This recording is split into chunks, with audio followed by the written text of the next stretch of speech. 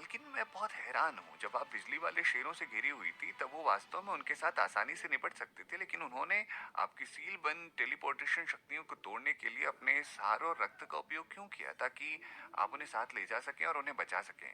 समझ नहीं आ रहा कि वो ऐसा क्यों करेंगे। उनका इरादा क्या है, आपको क्या लगता है मालकिन? शिरीन ने आखिरकार इस बार बात की, लेकिन जवाब देने के बजाय उसने सवाल पूछा, उनका सार और खून? हाँ, उन्होंने अपना खून आपके शरीर पर लगाने के लिए अपनी जीभ हल्की सी काट दी थी। शिरीन ने अपनी मुट्ठी कसकर जकड़ ली और पूछा, तो वो व्यक्ति नहीं थे जिन्होंने मेरी टेलीपोर्टेशन शक्तियों को बंद किया था? वो महल मालिक तो नहीं होने चाहिए थे? दृढ़ पत्थर कंगन ने इस बात को लेकर भी अनिश्चितता जताई। मुझे लगता है कि बड़े मौर्य संत जी ने काम किया था। शिरीन को खुद पर बहुत ज्यादा गुस्सा आया। उसने अपनी आंखें बंद कर ली और फिर से टेलीपोर्ट किया। उस पत्थरों वाली पहाड़ी पर अब भी शांति थी, लेकिन वो ऊपर की ओर अशांत दिख रही थी। महल मालिक एक बड़े से पत्थर पर लेटे हुए थे, बेहोश, और उनका सुंदर चेहरा हरा हो गया था। पत्थरों की पहाड़ी पर उन्हें 3 लंबे और क्रूर जंगली भेड़ियों ने घेर रखा था और वो उनकी ओर बढ़ रहे थे। उनमें से एक हमला करने को भी तैयार था। ये क्या हो रहा है? शिरीन ने खुद को उनकी ओर बढ़ा दिया। उसने ऊर्जा के एक अज्ञात स्रोत का इस्तेमाल करते हुए उन्हें उठाया और तुरंत टेलीपोर्ट कर लिया। फिर वो एक घाटी में दिखाई दी। यह स्थान पहले स्थानों की तुलना में उन दोनों को ज्यादा सुरक्षित लग रहा था। वो जगह काफी ज्यादा शांत थी और उधर कोई क्रूर जानवर नहीं दिख रहा था, इसीलिए वो सबसे पहले महल मालिक जी को यहाँ लेकर आ गई थी। जागते हुए उन्हें ले जाने का वजन और जब वो बेहोश थे तब उन्हें ले जाने का वजन दोनों अलग अलग थे। बेहोश होने पर वो बहुत ज्यादा भारी हो चुके थे। इसके अलावा शिरीन आकार में बहुत छोटी थी और उन्हें उठाकर ले जाने में वो वास्तव में थक चुकी थी।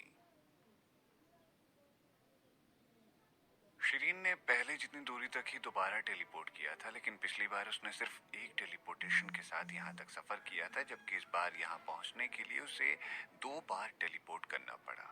वो एक पेड़ से लगभग टकरा ही चुकी थी, लेकिन फिर भी वो जैसे तैसे करके आखिरकार जंगली फलों वाले जंगल में दोबारा पहुंचने में कामयाब हो गई थी। शिरीन ने महल मालिक को जमीन पर रख दिया। उसे परवाह बिल्कुल भी नहीं थी कि ये जमीन गंदी थी या साफ। शिरीन ने झट से दवाई को उनके गले से नीचे उतार दिया। उसने फिर उनकी बाह घुमाई और पाया कि उनकी छाती के अधिकांश हिस्सों के साथ उनकी बाहें भी हरे रंग की हो गई थी। सौभाग्य से जहर अभी तक उनके दिल तक नहीं पहुंचा था, क्योंकि उनके दिल के आसपास की त्वचा का रंग अभी भी सामान्य था। उसने राहत की सांस ली और उनका जहरीला हाथ उठाकर उनकी नाड़ी महसूस करने लगी। उनके हाथ का रंग एक हरे विशाल राक्षस के हाथ के समान हो गया था। ऐसा इसीलिए हो रहा था क्योंकि वो सूज गया था। वो बिल्कुल सुंदर नहीं लग रहा था। क्या आप मरना चाहते हैं? शिरीन बड़बड़ाई। उसने उनकी उंगली को काटने के नाम पर हल्की सी चमड़ी की थोड़ी सी पपड़ी निकाल ली और वो पपड़ी उस जगह से लगाई गई थी जहां उन्हें जहर दिया गया था। पपड़ी निकलते ही हरे रंग का खून बहना शुरू हो गया। उसने पहले अपने हाथों से उस जख्म को दबाया और फिर मुंह से जहर को चूसा। क्योंकि जहर उनके दिल पर हमला करने वाला था, इसीलिए उन्हें जल्दी से एक ही साथ 2 तरीकों वाले इलाज की जरूरत थी। जब वो जहर को बाहर की ओर चूस रही थी तो शिरीन ने अपना सर एक बार भी ऊपर नहीं उठाया था। वो स्पष्ट रूप से एक मानव शरीर में डाले गए जहर को चूसने में बहुत कुशल थी। चूसो और थूक दो, चूसो और फिर से थूक दो, वो ये काम बहुत तेजी से कर रही थी। वो जिस हाथ को पकड़े हुए थी वो थोड़ा हिल गया। क्या वो जाग रहे थे? शिरीन ने अवचेतन रूप से अपना सर उठाया और उनकी आंखों में बस काले अंधेरे को बहुत ज्यादा करीब से देखा। उनकी आंखें बहुत काली थी, लेकिन उसे उनमें चमकती हुई रोशनी की कुछ लहरों की हलचल दिखाई दे रही थी। एक पल के लिए दोनों चुपचाप एक दूसरे को देखते रह गए। महल मालिक ने मुस्कुराते हुए कहा, मुझे लगा था कि आप वापस नहीं आओगी। वो कमजोर लग रहे थे और उनकी आवाज थोड़ी कर्कश लग रही थी, लेकिन बहुत ही ज्यादा चुंबकीय और अच्छी लग रही थी। शिरीन ने अपने होठों को शुद्ध किया, लेकिन वो कुछ बोली नहीं। उसके मुंह में अभी भी कुछ जहरीला खून था, इसीलिए उसे सावधान रहना पड़ा था। उसने उनकी उंगली को देखा और पता चला कि उनका रंग पहले की तुलना में बहुत हल्का हो गया था। इससे पहले कि वो उन्हें पूरी तरह से ठीक कर पाए, उसे अभी भी लगभग 10 बार उनकी उंगली से खून चूसना पड़ेगा। यहाँ तक कि अगर उसके शरीर में केवल थोड़ा सा भी जहर बच जाता तो भी इस जहर को साफ करना ही पड़ेगा किसी भी हाल में, क्योंकि अगर वो जहर उनके शरीर में रह गया तो वो जानलेवा हो सकता था। शिरीन ने अपना सर नीचे किया और जहर चूसना जारी रखा। महल मालिक अब जाग चुके थे। उन्होंने शीरीन के इलाज के तरीकों को देखते हुए कहा, आपके इलाज का तरीका बहुत मूर्खतापूर्ण है। आप इस उंगली को चूसना बंद करें। क्या ये महल मालिक पागल हो चुके थे? क्योंकि कोई भी किसी ऐसे व्यक्ति का अपमान बिल्कुल नहीं करता जो दूसरों की जान बचाने की कोशिश कर रहा हो। शीरीन कुछ भी नहीं कह सकती थी, लेकिन अपने काम को जारी रखने से पहले उसने अपने होठों को शुद्ध कर लिया। महल मालिक अपना हाथ उठाकर उसे रोकना चाहते थे और जब वो उस पर अपना हाथ रखने वाले थे तब शीरीन ने उन्हें रोक दिया। अंत में शीरीन ने अपना सर उठाया और उनकी ओर देखा। उसका घूरना बहुत ही ज्यादा तीखा था। हालांकि उसने एक भी शब्द नहीं बोला, लेकिन ऐसा लग रहा था कि वो उनसे चिल्ला चिल्ला कर कह रही हो, नहीं, चुपचाप करके यहाँ बैठे रहो। महल मालिक स्तब्ध थे और उन्होंने उसी वक्त हिलना बंद कर दिया। फिर शीरीन ने अपने काम को बिना रुकावट के जारी रखा। उसका छोटा सा मुंह उसकी उंगली को चूसे जा रहा था। उसके इस ईमानदार कृत्य का अवलोकन करते हुए महल मालिक को एक जटिल अर्थ का स्पर्श हुआ। अंत में शीरीन चमकदार लाल रक्त चूसने में कामयाब रही, जिसका अर्थ ये था कि उनके शरीर में से जहर पूरी तरह से साफ हो चुका था।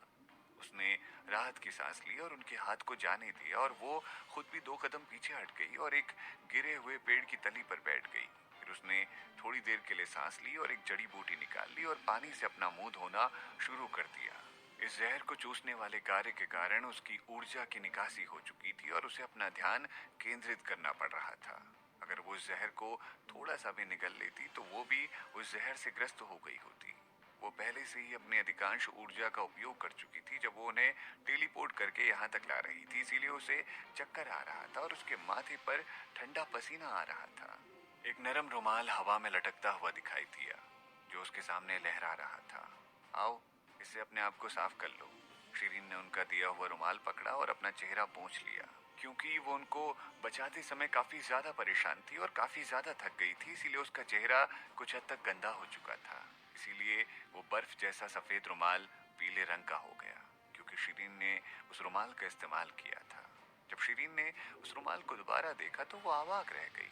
उसने जल्दी से महल मालिक पर एक नजर डाली और देखा कि उनके हाथ रुमाल वापस लेने के लिए वहीं उसी जगह पर थे। उनके चेहरे पर मुस्कान दिख रही थी और शीरीन को शर्म आ रही थी। वो शर्मिंदा थी क्योंकि उसे लग रहा था कि अभी थोड़ी देर पहले जो भी हुआ वो सभी क्षण काफी ज्यादा अजीब थे।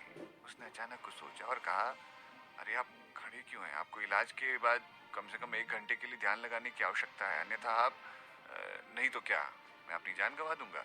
महल मालिक ने एक हल्की सी मुस्कुराहट के साथ कहा, नहीं नहीं, इतना कुछ गंभीर नहीं होगा। शीरीन ने हल्के से कहा, आपके शरीर का केवल आधा हिस्सा लकवाग्रस्त हो जाएगा। महल मालिक ये सुनकर अवाक रह गए। अगर ऐसी बात है तो फिर वो अपनी जान गंवाना ज्यादा बेहतर समझेंगे। शीरीन ने रुमाल लिया और पास की धारा में उसे धोने चली गई। महल मालिक ने एक पल के लिए उसे देखा और पूछा, आप वापस क्यों आई? शीरीन ने बिना पीछे की ओर मुड़े उनकी उम्मीद से अलग जवाब दिया और कहा, मुझे डर था कि क्या पता आपके यहाँ मरने के बाद मुझे आपके अनुयायियों द्वारा मार दिया जाता। महल मालिक की आंखें टिमटिमा रही थी और उन्होंने इत्मीनान से कहा, वो नहीं जानते कि मैं आपके साथ हूँ।